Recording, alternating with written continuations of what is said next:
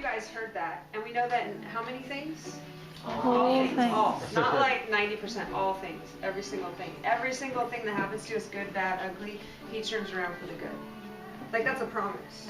Amen. Like, that is a promise. So no matter what happens, not that the bad things that happen to us are good, but that he promises to turn around the bad things for good for us. Glory to So God. we can never fail. Yeah. And then the book of Joshua. I've titled the book of Joshua the book of all. Because guess how many times the word all is used in the book of Joshua? I went through and counted it one time because I was struck with this word and in the book of Joshua. Any guesses? Seriously, 14. 928. You're the closest. Whoa. She said 200. 213. Wow. In the book of Joshua, in chapter 10, it's used 33 times. Wow. I'm going to read two verses. Actually, Silver and Gold is based off of Joshua and Caleb's journey from freedom in the desert to abundance in the promised land. So, I like Joshua. But this is what he says in Joshua 21, 43, 45. So the Lord gave Israel all the land he had sworn to give their forefathers, and they took possession of it and settled there.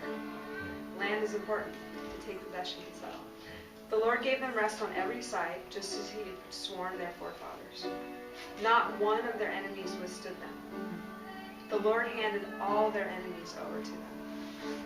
Not one of all the Lord's good promises to the house of Israel failed. Every single one was fulfilled.